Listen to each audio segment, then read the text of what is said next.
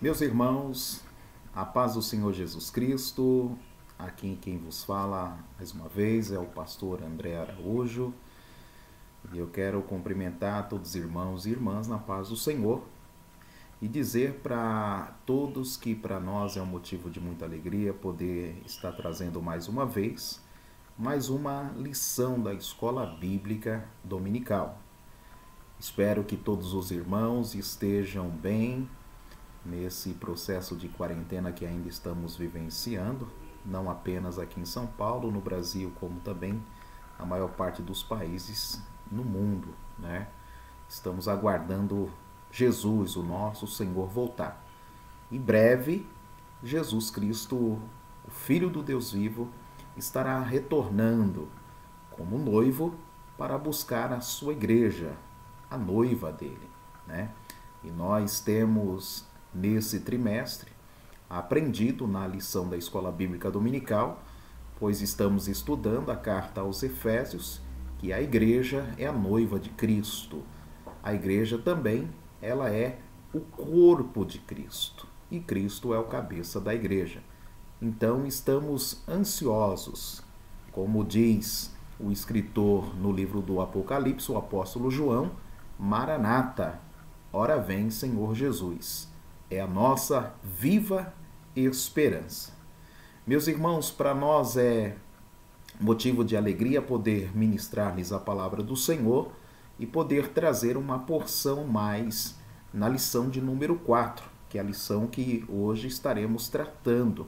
Na última lição nós falamos sobre eleição e predestinação, e na lição de hoje nós vamos estar falando sobre a iluminação espiritual do crente, né? Uma lição também que está conectada às últimas lições, pois o comentarista ele está trazendo uma porção gradual, né? E nós ainda estamos no capítulo 1 do livro aos Efésios, né? Ele está trazendo uma porção gradual da revelação acerca do Evangelho, né? E acerca do propósito de Deus na morte de seu Filho Jesus, que é o plano da salvação. Então, na lição de hoje, nós vamos falar sobre essa iluminação espiritual. Nós já falamos acerca do mistério do Evangelho, que também está vinculado a essa lição. Então, hoje nós vamos estar aprofundando um pouco mais, né, esse contexto da doutrina da salvação. Dentro da teologia, nós tratamos esse tema como soteriologia, né, ou seja, o estudo da salvação. Meus irmãos, antes de dar início à leitura e à lição, eu gostaria de convidar os irmãos para fazer uma oração neste momento. E você que tem a revista da Escola Bíblica Dominical, deixe ela aí já pronta. E você que não tem a revista da Escola Dominical, você vai estar acompanhando a lição de hoje através da Bíblia Sagrada. Pois a leitura bíblica nossa estará lá no livro aos Efésios, capítulo 1, do versículo 15 ao versículo 23. É onde nós estaremos trabalhando a lição e trazendo a instrução à Igreja do Senhor. Antes de darmos início, vamos orar. Convido você, meu irmão, você, minha irmã, a orar comigo. Apresente a sua vida, apresente a sua família, apresente a Igreja do Senhor. Apresente neste momento aqueles que estão tendo contato com o Evangelho, para que eles também compreendam e entendam essa revelação. Amém? Oremos ao Senhor. Bendito Deus, é no nome de Jesus Cristo, teu Filho, que nos colocamos em oração na tua presença neste momento e queremos pedir a tua direção, ó Pai. A direção do Senhor para nos dar entendimento e compreensão da tua palavra, através do teu Espírito Santo, para que venha iluminar, Senhor, a nossa mente, o nosso coração, o nosso entendimento, para que possamos instruir e ensinar os teus filhos conforme a tua palavra, a verdade, a fim de que todos eles compreendam e entendam a revelação do Evangelho, compreendam a sua chamada, a sua vocação, a sua herança, Deus dentro dos santos, no corpo de Cristo, a sua vocação, para frutificarem na tua obra e reino. Deus, abençoai cada vida que está tendo contato com este vídeo, com esse estudo, para que sejam edificados segundo a tua verdade, através do Espírito do Senhor.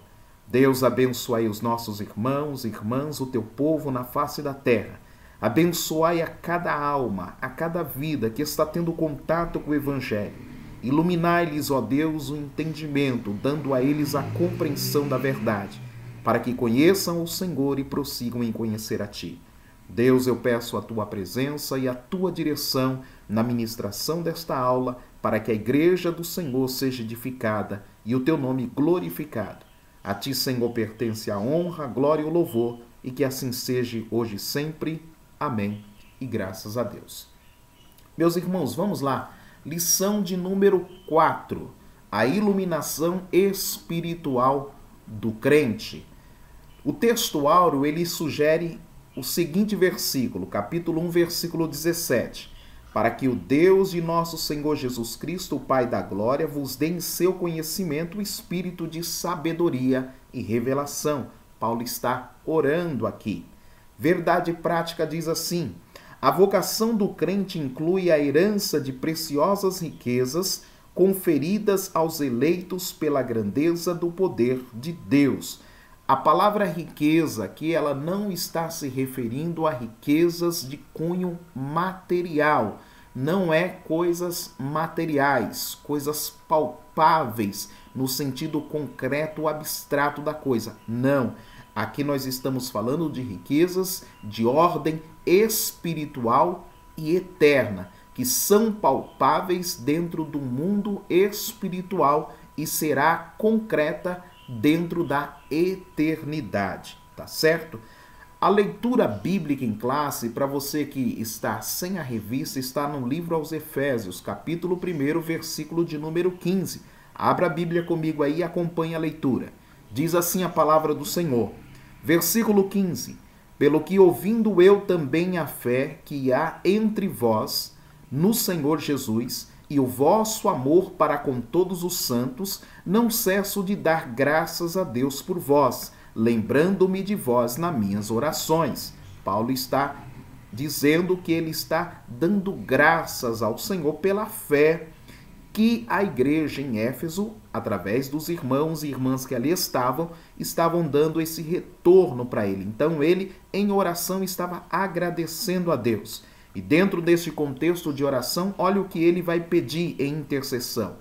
Eu rogo a Deus nas minhas orações, versículo 17, para que o Deus de nosso Senhor Jesus Cristo, o Pai da glória, vos dê em seu conhecimento o espírito de sabedoria e de revelação.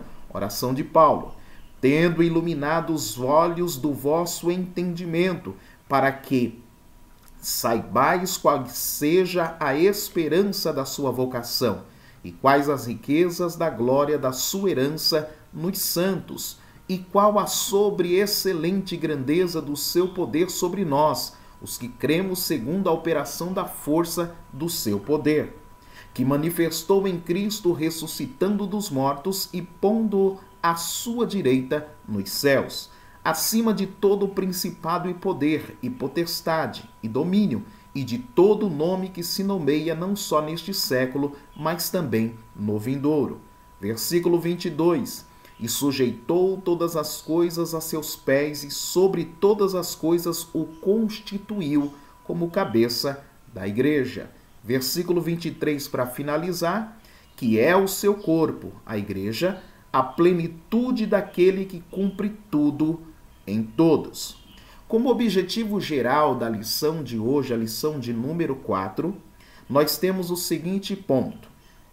Temos como objetivo esclarecer a dimensão da nossa chamada, as riquezas ou as riquezas da herança divina e a grandeza do poder de Deus. Esse é o objetivo geral. Temos 3 objetivos específicos, dos quais vale, primeiro, destacar a vocação e as riquezas da glória inclusas na herança divina, a qual todos nós fazemos parte. Segundo, salientar a grandiosidade do poder divino que opera em favor dos crentes. Vamos falar sobre isso. E terceiro ponto, expressar o exemplo de exaltação em Cristo, tá certo? Então esses são os nossos objetivos, tanto geral quanto objetivos específicos para a lição de hoje. Meus irmãos, eu gostaria, na introdução dessa aula, de chamar-lhes a atenção a algo que é essencial. Nós estamos tratando nessa lição e aprofundando um pouco mais acerca da doutrina de salvação. E aí eu gostaria de pedir aos irmãos, pegue papel e caneta para anotar os versículos bíblicos na qual nós estaremos trazendo como base fundamental as nossas argumentações aqui, tá certo? E aí eu queria, para nós entrarmos na lição e começarmos a refletir, ler um texto no Evangelho de João, Evangelho escrito por João no capítulo 11, tá? Que diz assim, versículo de número 25. Disse-lhe Jesus, eu sou a ressurreição e a vida. Quem crê em mim, ainda que esteja morto, viverá. E todo aquele que vive e crê em mim, nunca morrerá.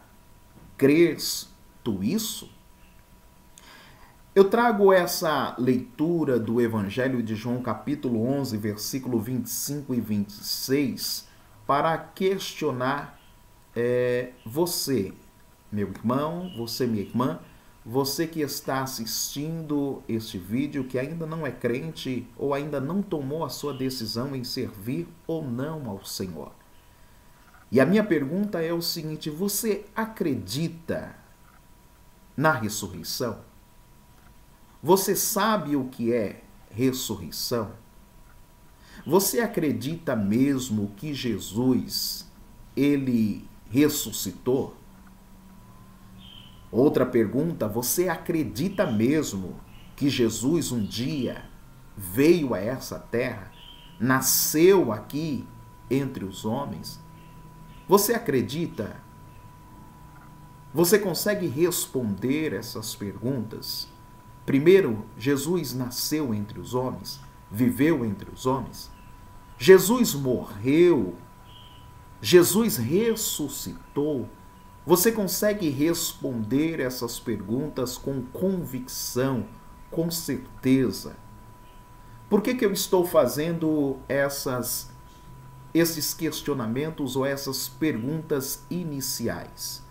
E aí eu queria que os irmãos e as irmãs abrissem a Bíblia agora comigo para nós vermos o objetivo dessas perguntas, porque elas servem de base inicial para essa lição, tá certo? Porque é importantíssimo termos uma coisa chamada fé, convicção e fé. E além da convicção e fé, precisamos ter a esperança, tá certo? E isso inclui o reconhecimento do amor de Deus. Por isso eu estou fazendo esses questionamentos no início desta aula, porque você precisa ter convicção disso, você precisa ter certeza, você precisa, de forma clara, compreender, entender isso. Porque disso aqui depende a tua própria salvação. Tá certo? Então eu quero que você abra a Bíblia comigo agora no livro de 1 Coríntios, capítulo 15. Por favor, vamos abrir a Bíblia lá. 1 Coríntios, capítulo 15, é um texto que fala sobre a ressurreição. Tá? É um texto que trata especificamente sobre ressurreição. E a ressurreição é uma doutrina. Tá? Nós, cristãos, acreditamos e cremos na ressurreição. Olha o que diz o versículo de número 3. Capítulo 15, versículo 3, diz assim: porque primeiramente vos entreguei o que também recebi. Quem escreveu essa carta foi o apóstolo Paulo, tá certo? É Paulo que está falando. E o que Paulo recebeu? Né? Que Cristo morreu por nossos pecados segundo as Escrituras. Então a primeira coisa que Paulo deixa claro é que o evangelho que chegou a ele dizia acerca de Cristo e que o objetivo da morte de Cristo era por causa dos pecados dele. Em outras palavras, Jesus morreu por causa dos pecados meu, por causa dos teus pecados. É importante você entender isso, porque nós temos uma falácia e uma onda doutrinária de pregações do Evangelho que vinculam aceitar Jesus, ir para a igreja, para vincular apenas a contextos materiais. Coisas que são supérfluas, coisas que são temporais, passageiras e que na realidade estão desconectadas ou desvinculadas da verdade. Porque o propósito primordial da vinda de Cristo, da morte de Cristo e da sua ressurreição foi tratar com o problema do pecado. Romanos 3,23 diz: todos pecaram. Todos estão separados da justiça de Deus. Então Jesus veio lidar com essa situação. E Paulo diz: porque primeiramente vos entreguei o que também recebi, que Cristo morreu por nossos pecados segundo as Escrituras, ou seja, cumpriu as profecias bíblicas. E que ele foi sepultado. Olha, Jesus morreu pelos nossos pecados e foi sepultado. E aí ele diz: e que ressuscitou ao terceiro dia, segundo as Escrituras. Então Paulo diz: as Escrituras prediziam que Jesus nasceria, Jesus viveria, Jesus morreria, Jesus seria sepultado e Jesus ressuscitaria. Esse conjunto elencado dentro do versículo 3 e 4 do livro aos primeiros Coríntios é a essência do Evangelho. É por isso que Paulo aos Romanos 1,16 ele diz: porque não me envergonho do Evangelho, porque é o poder de Deus para a salvação de todo aquele que nele crê. Poder de Deus para a salvação. Paulo vincula isso. E aí, olha só o que Paulo diz. Versículo de número 12. Versículo de número 12. Olha o que ele diz do livro de 1 Coríntios 15. Ora, se prega que Cristo ressuscitou dos mortos, como dizem alguns dentre vós que não há ressurreição dos mortos? Por isso da pergunta que fiz no início. Você acredita que Jesus ressuscitou? Se você acredita que Jesus ressuscitou, logo você acredita que Jesus nasceu, que Jesus viveu entre nós e que Jesus foi morto.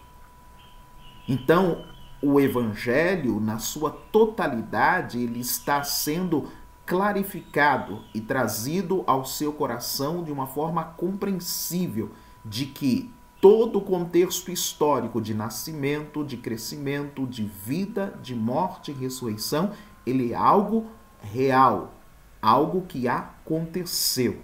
E aí Paulo está dizendo o seguinte: olha, se Cristo ressuscitou dos mortos, que é a base da fé cristã, aí ele diz assim: como dizem alguns dentre vós que não há ressurreição? Porque se Cristo não ressuscitou, logo a doutrina da ressurreição ela é uma falsa doutrina. Agora, se Cristo ressuscitou, a doutrina da ressurreição é uma doutrina verdadeira, uma doutrina bíblica. É por isso que lá em João capítulo 11, Paulo diz, Jesus disse: eu sou a ressurreição e a vida. Quem crê em mim, ainda que esteja morto, viverá. Jesus é a própria essência, né? Como autor e consumador da doutrina da ressurreição. Ele não apenas morreu, ele ressuscitou. E ele ressuscitou para confirmar a veracidade dessa doutrina. E aí Paulo fala da implicação das pessoas que não acreditam na ressurreição. Tem pessoas que até na cabeça, na mente, aqui, superficialmente dizem assim: ah, Jesus ressuscitou. Sim, Jesus ressuscitou. Mas ela mesma não acredita que ela vai ressuscitar.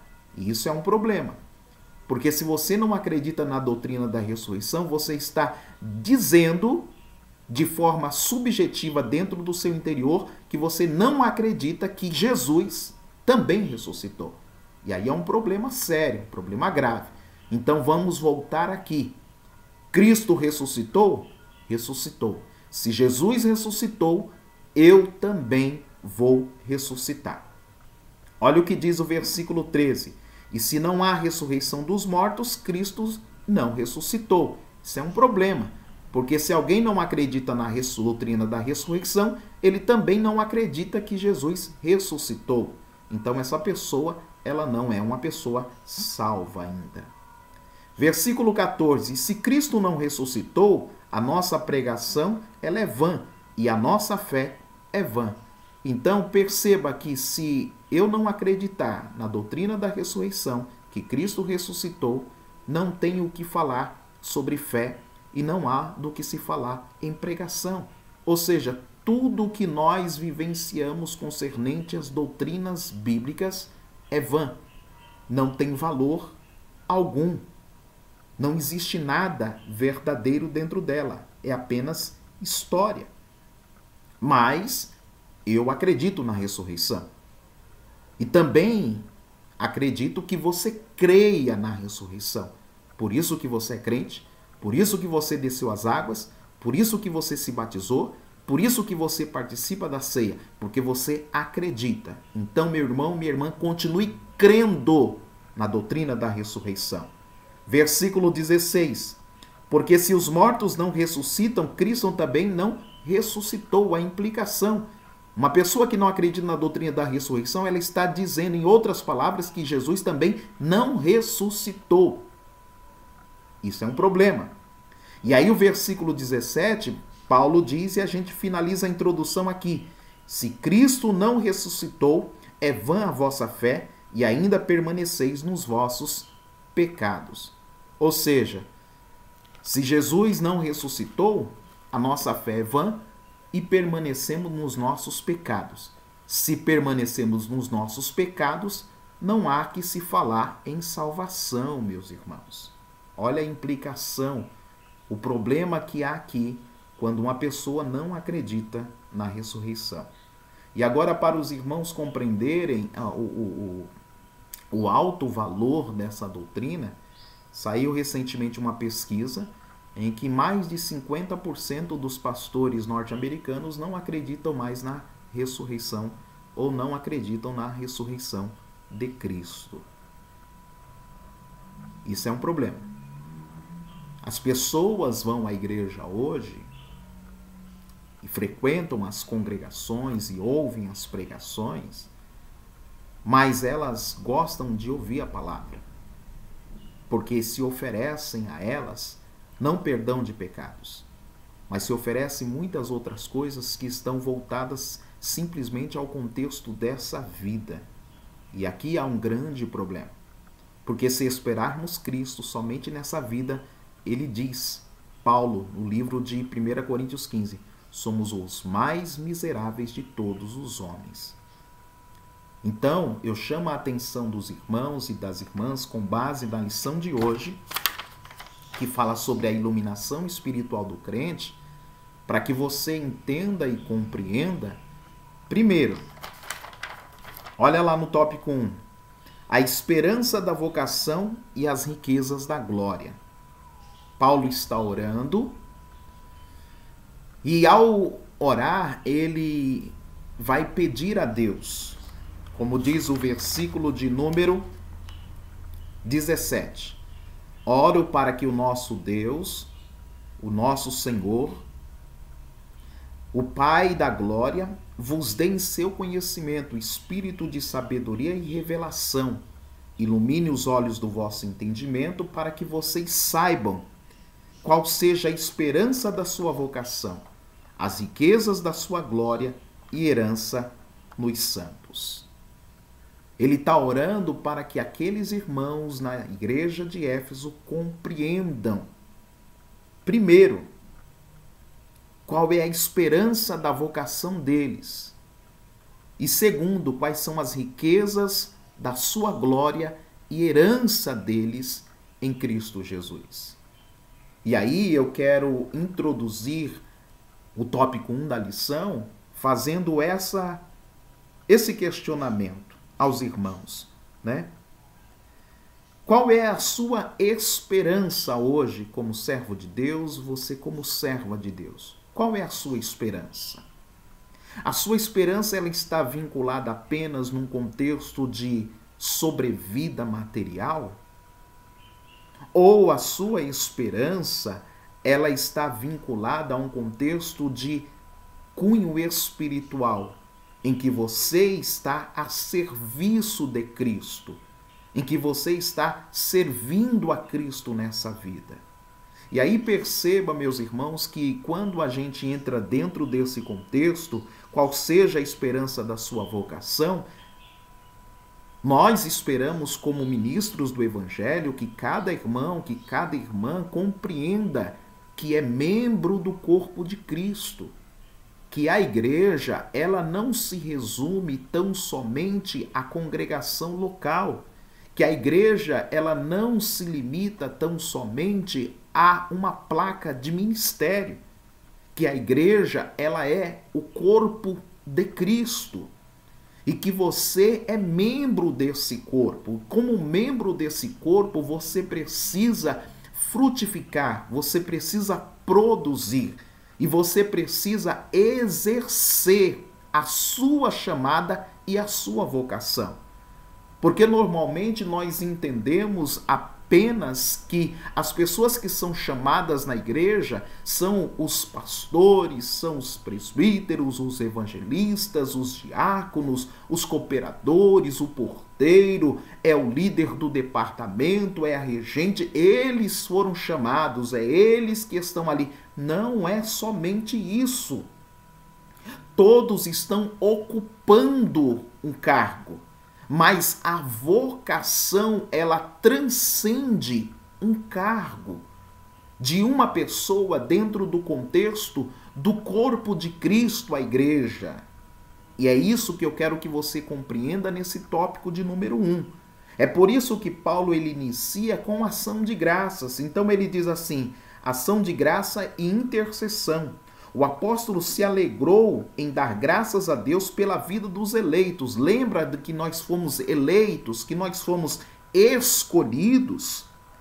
E nós já recebemos, versículo 3, capítulo 1 de Efésios. O que recebemos? Recebemos todas as bênçãos espirituais. Essas bênçãos espirituais estão disponíveis a todos os membros do corpo de Cristo.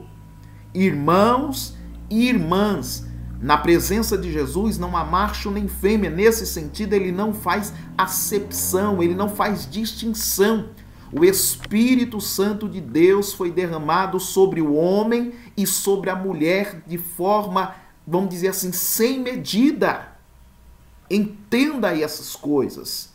E aí perceba que nós fomos eleitos, né? E nós fomos predestinados para a salvação.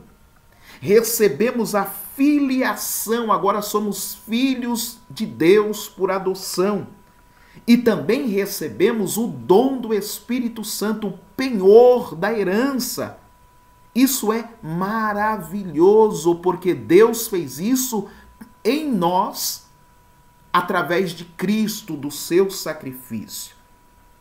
E por isso Paulo está agradecendo e intercedendo a Deus para que aqueles irmãos e irmãs compreendam essas maravilhas. Que maravilhas! Eleição, predestinação, filiação e recebimento do Espírito Santo.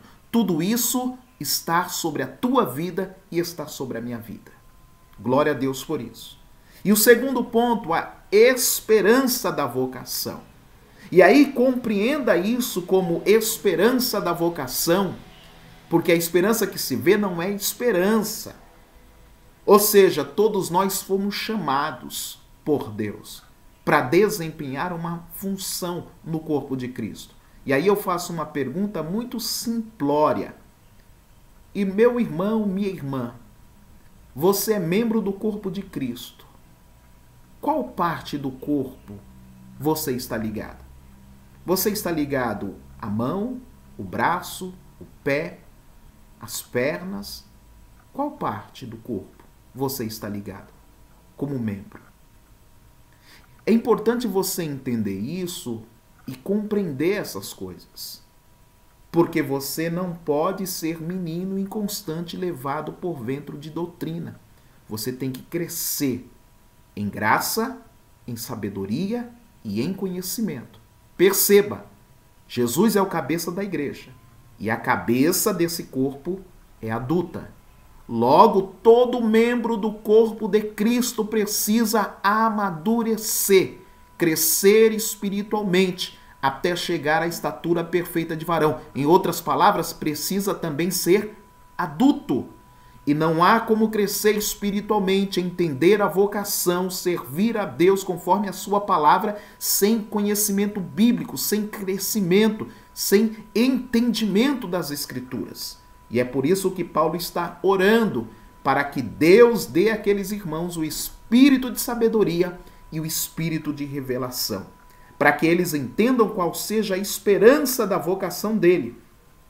E aí eu vou dizer aos irmãos que a esperança da vocação ela se divide em 3 aspectos, como sugere o comentarista aqui. Primeiro, Deus chamou as pessoas no passado, ou seja, uma chamada em que ele teve a iniciativa por meio da eleição em Cristo, da qual fazemos parte. Lembra que o Cordeiro de Deus foi morto antes da fundação do mundo, então todos nós fomos eleitos, chamados, escolhidos, e hoje nós estamos fazendo parte do corpo de Cristo. Então guarde isso. Primeiro aspecto. Segundo aspecto, a chamada abrange serviço e santificação. Nós fomos chamados para ser santos e irrepreensíveis. Qual é a chamada e a vocação do jovem? Ser santo e irrepreensível. Qual é a chamada do irmão, da irmã? Ser santo e irrepreensível. Qual é a chamada dos adolescentes? Ser santo e irrepreensível. Qual é a chamada dos obreiros, ministros da casa do Senhor e aqueles que desejam o episcopado? Serem santos e irrepreensíveis. Segundo aspecto. Terceiro aspecto. A participação gloriosa no futuro que compreende a vida eterna e a esperança de conhecer Deus face a face e a seu Filho Jesus. Esse é o terceiro aspecto da nossa esperança e vocação, porque aqui está vinculada as 2 palavras. Esperança. Qual é a nossa esperança? De um dia conhecer Deus, ver Ele face a face, ver Jesus e ter o corpo que Ele tem. É a nossa esperança. Qual é a nossa vocação? A nossa vocação é sermos santos, irrepreensíveis diante de Deus, como membros do seu corpo, servindo a Ele com alegria. Glória a Deus por isso. E aí guarde, no passado Jesus nos salvou, no presente Ele está nos salvando e no futuro Ele nos salvará e o nosso corpo mortal será revestido de imortalidade. Glória a Deus por isso. Terceiro, as riquezas da glória da sua herança. Quais são as riquezas da glória, da herança que está destinada e reservada aos salvos? Meu irmão, minha irmã, preste bem atenção nisso. Quando eu falo dessas riquezas, eu estou falando de coisas eternas, eu não estou falando de coisa material, eu estou falando de coisas que são eternas, espirituais e eternas. Nós temos um corpo material, mas nós temos a nossa parte imaterial, certo? E essas riquezas estão destinadas à nossa vida eterna. Jesus disse, eu sou a ressurreição e a vida. Quem crê em mim, ainda que esteja morto, viverá. Isso vai se manifestar na eternidade. Mas nós já podemos usufruir desses privilégios, desses benefícios da riqueza da glória de Deus emanada por Cristo em nós. Primeiro, nós recebemos o perdão dos nossos pecados. Segundo, recebemos a graça de sermos adotados como filhos de Deus. E terceiro, lá na frente, mais adiante, lá na eternidade, Deus será o nosso Pai e nós seremos filho de Deus, herdeiro de Deus e co-herdeiro com Cristo. Olha que maravilha! Glória a Deus por isso. Lá em Mateus capítulo 25, versículo 34, ele diz assim, vinde benditos de meu Pai, Possuí por herança o reino que vos está preparado desde a fundação do mundo. Isso aqui é riqueza da glória e da herança, pertencente a quem? Pertencente a quem? Aos salvos. Todo aquele que tem o seu nome escrito no livro da vida. Glória a Deus por isso. No tópico 2, meus irmãos, está falando sobre a sobreexcelente grandeza e força do poder divino. O poder divino é imensurável e nada pode detê-lo. Em sua carta, Paulo se esmera no esforço de traduzir a grandiosidade e a eficácia desse poder que opera em favor dos crentes. Normalmente as pessoas vinculam a manifestação do poder de Deus à cura, a sinais, a prodígios, a maravilhas. Mas não é esse contexto de poder que Paulo está trazendo na carta aos Efésios. Por mais que a palavra poder também ela tem a significância de maravilhas, de prodígios. Mas ele está falando num outro aspecto. Olha o que diz o subtópico 1. A sobreexcelente grandeza do poder. Sobreexcelência é grandeza do poder. O apóstolo orou para que os salvos pudessem entender a sobreexcelente grandeza do poder de Deus. Perceba que a palavra sobreexcelente é traduzida do grego uperbalon, que na forma adjetiva significa extraordinário, ou seja, é um poder extraordinário. Já a expressão seguinte, megitos, que significa grandeza, ela objetiva enaltecer a magnitude do poder de Deus que tudo sobrepuja, ou seja, é um poder que sobrepõe outros poderes. E o termo dunamis, aqui traduzido por poder, também indica feitos miraculosos que requerem força, fora de medida, é algo excepcional. Logo, a repetição desses termos indica que apenas o maior de todos os poderes é capaz de realizar a transformação e a salvação do homem. Então, todo esse contexto da sobreexcelente manifestação do poder de Deus, ele está adstrito ao contexto da salvação, a transformação, a mudança do homem. Lembra lá o que está escrito em 2 Coríntios capítulo 5, versículo 17? Logo, quem está em Cristo, nova criatura é, as coisas velhas passaram e tudo se faz novo. Novo nascimento, nova criatura, vida nova, new life, tá certo? É sobre esse poder que é manifesto para transformar o velho homem em um novo homem. Esse é o sobreexcelente poder. Também há a manifestação do poder na cura, na operação de milagres, mas esse é menor. Ou seja, isso para Deus é nada. Ou seja, o maior desafio de Deus é transformar o homem, fazer do velho homem um novo homem. O maior desafio de Deus é conduzir os homens à sua presença para que compreendam e entendam a esperança da sua vocação e as riquezas da sua herança, porque Deus não fez o homem para morrer. Deus não fez o homem para ir para o inferno. Deus criou o homem e Deus fez o homem para viver eternamente. E somente Deus poderia fazer um plano e criar um mecanismo e um meio para trazer esse homem novamente à sua presença. E houve a manifestação do poder de Deus em todo o contexto, tanto da questão da concepção de Cristo, houve a ação direta de Deus, porque Jesus foi gerado pelo Espírito Santo, o seu crescimento, o seu ministério, operações de maravilhas, a sua ressurreição, operação da parte de Deus e a sua ascensão. Ou seja, nós vemos ali exatamente a ação direta de Deus, agindo de forma sobrenatural, sobremaneira, no sentido de operar e fazer com que os homens vissem e testemunhassem o próprio Deus em seu meio. Subtópico 2 diz, a força do poder divino. Na sentença segundo a operação da força do seu poder, Efésios 1,19, o apóstolo faz uso de 3 vocábulos. Primeiro, concordes entre si. A palavra operação, que é traduzida em energia, que também significa eficácia, sinaliza a ideia de poder em atividade. Segundo, a expressão força vem do termo kratos, que traz a ideia de intensidade, ou seja, eficácia, intensidade. E, finalmente, a palavra ischus, que indica o poder inerente de Deus. A associação desses conceitos revela o poder potencial de Deus que, inerente à sua natureza divina, opera em favor dos que creem.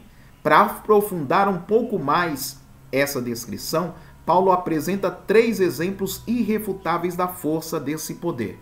Então vamos perceber como que é vamos dizer assim, a manifestação clara, evidente, o que é que Paulo está querendo dizer quando ele fala da força do poder divino. 3 coisas são importantes. Primeiro, fala da ressurreição de Cristo. Meus irmãos, Jesus ressuscitou Lázaro, mas Lázaro morreu. Jesus ressuscitou o filho da viúva de Naim, mas ele morreu de novo. Jesus, ele operou ressurreição até na sua própria ressurreição, porque muitas viúvas receberam seus mortos, que com certeza morreram depois. Quando a gente fala lá de Eliseu, que Deus operou na vida dele e houve pessoas que ressuscitaram através do ministério de Eliseu, essas pessoas que ressuscitaram também morreram novamente. Jesus é o único que morreu, ressuscitou e está vivo. Não morreu de novo. A morte não tem mais poder sobre ele. A força do poder divino é clara, é concreta, é notável na pessoa de Jesus. Porque ele vive. Todas as vezes e todos os meses que nos reunimos na casa de Deus para participar da ceia do Senhor, nós nos reunimos para comer e beber em memória dele, anunciando o quê? A sua morte, a sua ressurreição e a sua vinda. Se Jesus está voltando, significa que ele está vivo e que a ressurreição dele é fato verdadeiro, verídico. Segundo ponto, a sua ascensão à direita de Deus nos céus. Quando Jesus ele ressuscitou, ele permaneceu alguns dias ainda aqui com os discípulos. No capítulo 15 de 1 Coríntios, você vai ver que há uma grande nuvem de testemunhas, né? Naquele contexto. Atos capítulo 1 também fala que havia uma multidão de pessoas quando Jesus ascendeu ao céu. A palavra ascender significa subir. Ele deixou o contexto do planeta Terra e entrou na dimensão espiritual. E a Bíblia diz que esse fato da ascensão de Cristo foi assistido por mais de 500 testemunhas. Meus irmãos, Jesus quebrou na sua ascensão uma lei hoje que vigora dentro do nosso contexto de mundo, chamado lei da gravidade. Quem é que consegue quebrar a lei da gravidade? Se você jogar qualquer objeto para cima, enquanto houver a força propulsora que leve ele acima, ele conseguirá vencer a gravidade. Mas quando essa força que leva ele acima, ela parar de produzir os seus efeitos, a gravidade conseguirá vencer essa propulsão de lançar o objeto para cima e atrairá ele ao centro da Terra. Jesus, ele venceu o pecado, ele venceu o mundo, ele venceu a morte, ele venceu o diabo. E por vencer e ser o vencedor, ele também conseguiu quebrar a lei da gravidade. E nesse contexto de quebrar a lei da gravidade, ele ascendeu ao céu e foi recebido por Deus. E nesse contexto ele diz: se eu for, eu voltarei para vós. Glória a Deus por isso. E terceiro ponto, ao ser elevado ao céu, aconteceu algo maravilhoso com ele. Lá no livro de Efésios, capítulo 1, versículo 21 e versículo de número 22, e no versículo de número 20, está escrito assim, olha o que diz aí, abra a Bíblia, por favor. Efésios, capítulo de número 1, versículo 20, 21 e 22. que manifestou em Cristo ressuscitando dos mortos, pondo à sua direita nos céus. Jesus ascendeu ao céu e está à direita de Deus assentado. Acima de todo principado e poder, potestade, domínio e todo nome que se nomeia, não só neste século, mas também no vindouro. Versículo 22. E sujeitou todas as coisas a seus pés e sobre todas as coisas o constituiu como cabeça da igreja.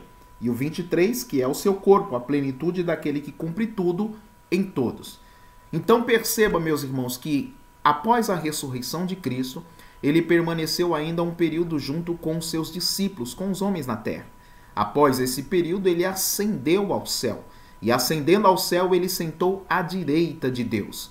E estando hoje à direita de Deus, se você pegar Apocalipse capítulo 5, você vai observar lá que hoje Jesus é reverenciado e adorado por todos, sejam anjos, sejam homens, seja a criatura criada por Deus.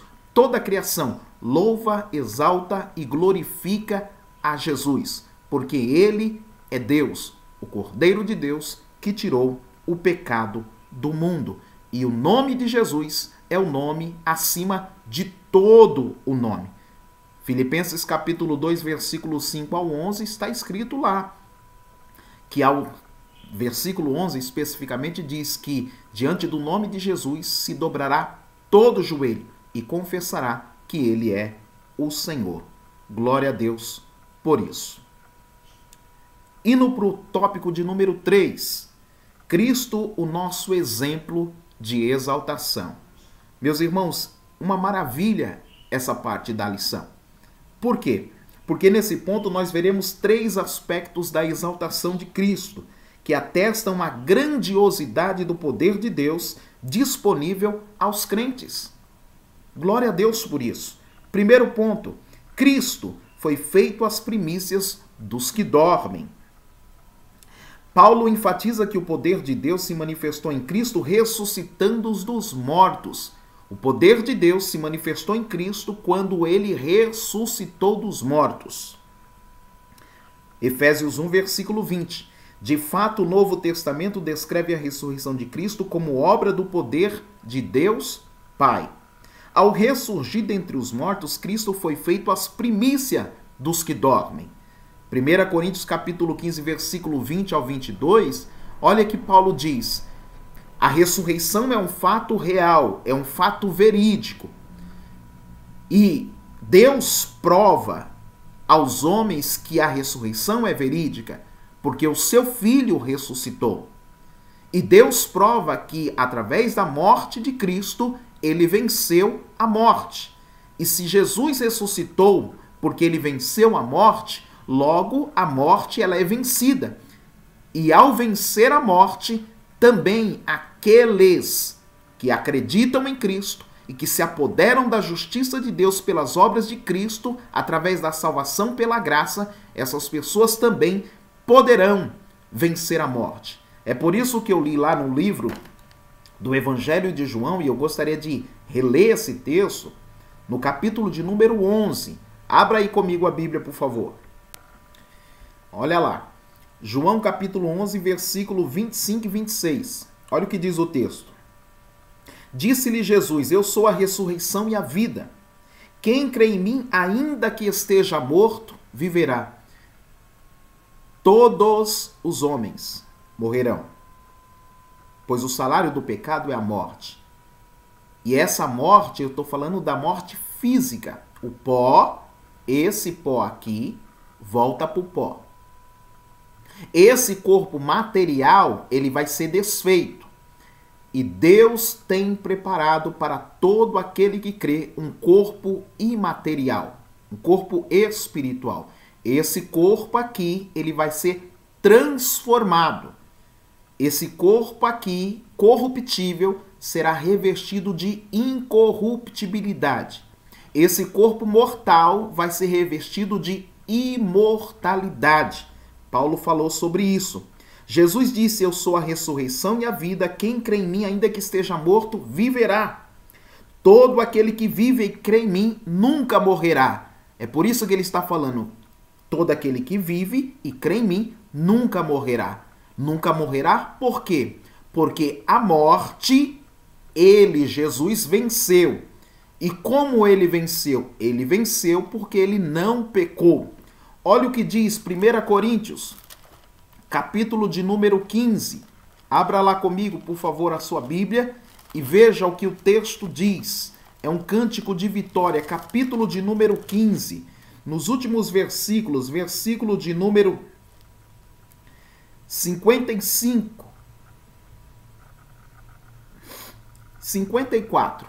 Olha o que diz. E quando isso que é corruptível se revestir da incorruptibilidade, e isso que é mortal se revestir da imortalidade, então cumprir-se-á a palavra que está escrita: tragada foi a morte na vitória.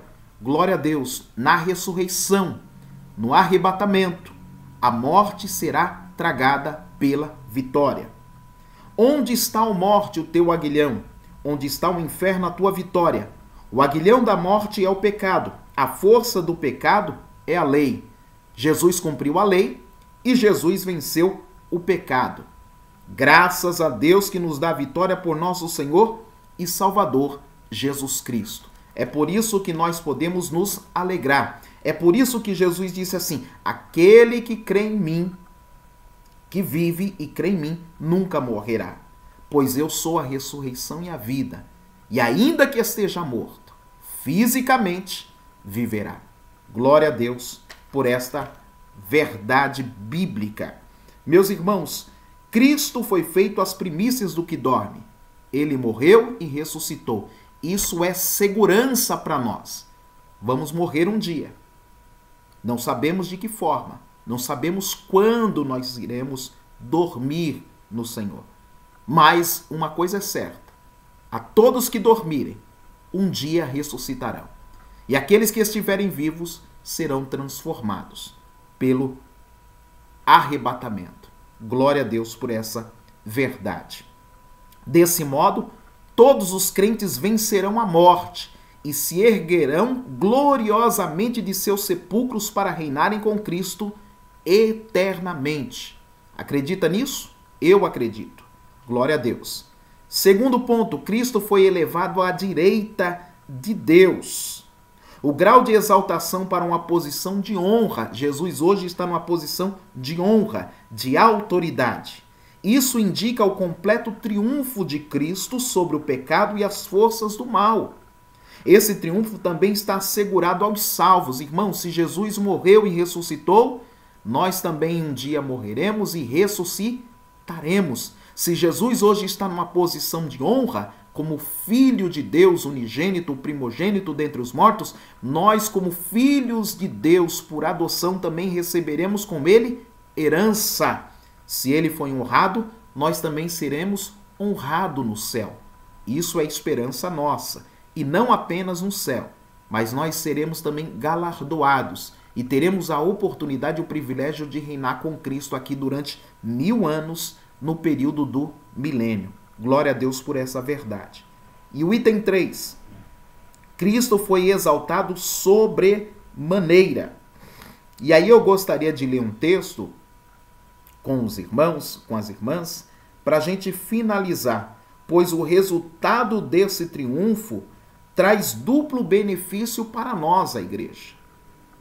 Jesus ele foi exaltado sobremaneira. O nome de Jesus é acima de todo nome. As portas do inferno não podem prevalecer contra a igreja. Jesus venceu o pecado, Jesus venceu o mundo, Jesus venceu o diabo e Jesus venceu a morte. A Bíblia Sagrada diz que se nós sepultarmos a nossa velha criatura, nós venceremos o pecado. A Bíblia diz que a vitória que vence o mundo é a nossa fé. Podemos vencer o mundo. A Bíblia diz: sujeitai-vos, pois, a Deus, resisti ao diabo e ele fugirá de vós. Aqueles que estão em Cristo, o diabo, o maligno, não lhes pode tocar. Podemos vencer o pecado, o mundo e o diabo. E a morte, irmão André? A morte, ela vai me levar? Vai. A morte, ela vai também me levar. Mas a vitória da morte é temporária, porque ela será tragada e vencida na ressurreição. Por quê? Porque o último inimigo que há de ser vencido é a morte. Olha o que diz no livro de 1 Coríntios, e aí eu quero ler para finalizar a lição de hoje. 1 Coríntios, capítulo de número 15. Os irmãos abram a Bíblia aí, por favor, comigo. Olha o que diz o texto. Versículo 24. Depois virá o fim, quando tiver entregado o reino a Deus, ao Pai, e quando houver aniquilado todo o império e toda a potestade e toda a força, porque convém que reine até que haja posto a todos os inimigos debaixo de seus pés. O último inimigo que há de ser aniquilado é a morte. E aí perceba, meus irmãos, nós estamos na dispensação da graça. A igreja vai ser arrebatada, e quando ela sair dessa terra, vai se iniciar o período da tribulação e grande tribulação. Período literal, 7 anos. A igreja estará com Cristo, participando do tribunal de Cristo para receber os seus galardões e participando das bodas do Cordeiro. Passados os 7 anos, Deus estará aqui nesses 7 anos em que a igreja está no céu, derramando o seu juízo sobre a terra. Passados os 7 anos, Jesus retorna com a igreja, com os salvos, para que essa igreja e os salvos possam reinar com ele. Quando ele chegar, julgará as nações. Também julgará o anticristo e o falso profeta. Também provisoriamente prenderá Satanás durante o período de 1000 anos. Haverá um período de 1000 anos, um governo de justiça e paz promovido por Cristo, por Deus, aos salvos de todos os tempos que viverão com ele esses 1000 anos. Após esses 1000 anos, Satanás será solto e a morte ainda predominará. Mas a Bíblia diz que quando houver a rebelião de Gog e Magog contra o reino de Deus na terra, onde Cristo está reinando, fogo de Deus descerá do céu e aniquilará aqueles que são os rebeldes do período do governo milenar. E a passado esse processo, a Bíblia diz que abrirá no céu, o céu se enrolará e o trono de Deus apresentará o juízo final. Nesse contexto do juízo final, nós vemos que o império da morte, ele é destruído, porque a própria morte será lançada no lago de fogo e enxofre. O inferno será lançado no lago de fogo e enxofre. Ou seja, quando ele entregar o reino ao Pai. Capítulo 21 do livro do Apocalipse se cumpre e nós nos regozijamos na presença de Deus por essa viva esperança. Olha o que diz o versículo de número 3. Ouvi uma grande voz do céu que dizia: Eis aqui o tabernáculo de Deus com os homens, pois com eles habitará e será o seu povo, e o mesmo Deus estará com eles, e será o seu Deus.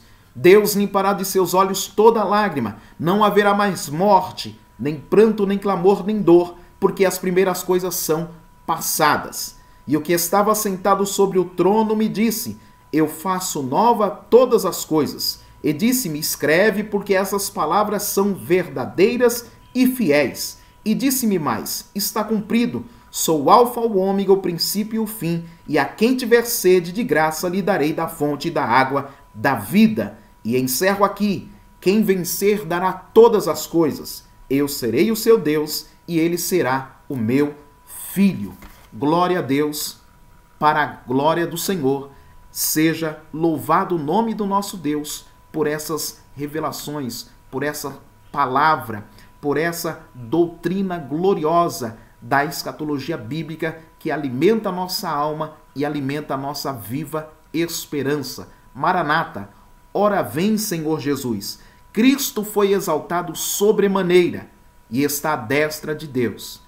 A igreja, os salvos, todos os crentes, de todas as épocas, de todos os tempos, que tem o seu nome escrito no livro da vida, estará entrando nesse novo céu e nova terra e será chamado de filho de Deus.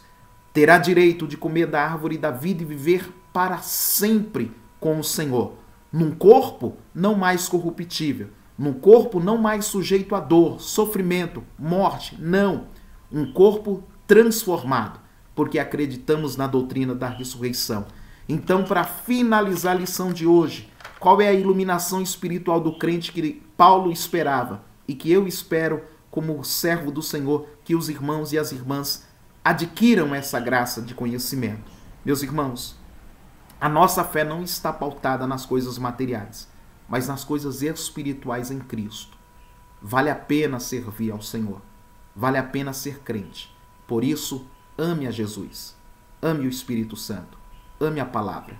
Ame a Deus. E viva a sua vida para Cristo. Paulo disse em Filipenses 1:21, porque para mim o viver é Cristo e o morrer é ganho. Que essa seja a nossa expressão e a nossa bandeira de vida. Não apenas hoje, mas hoje e sempre. Que Deus abençoe cada irmão, cada irmã e até a próxima lição, se Deus quiser. Oremos. Senhor Deus e Pai, te agradecemos por mais esta lição da Escola Bíblica Dominical, por essa ministração. Rogo ao Senhor, como rogou o apóstolo Paulo, que o Senhor derrame sobre cada vida o espírito de sabedoria e revelação da palavra, para que os teus filhos e filhas compreendam, entendam e conheçam, e prossigam em conhecer ao Senhor, entendendo a sua chamada, a sua vocação, tendo no seu coração uma viva esperança e uma fé genuína, uma fé viva, ó Deus, um amor não fingido, para perseverar e permanecer no teu caminho, crendo e confiando no Senhor, pois a tua palavra é viva e eficaz, a tua palavra é a verdade, e na tua palavra nós cremos e confiamos. Deus, acreditamos que o Senhor está perto, próximo, para buscar o teu povo. Ajudai os teus filhos, as tuas filhas, a tua igreja, a permanecer firme e constante, de pé diante do Senhor e dos homens, servindo ao Senhor com uma vida de santificação e honra, em nome de Jesus. Que o amor de Deus, a graça e a paz do Senhor Jesus Cristo e a comunhão do Espírito Santo seja com cada irmão e irmã e com todos, em nome de Jesus. Deus abençoe, meus irmãos e irmãs, e até a próxima lição, lição de número 5. Deus abençoe.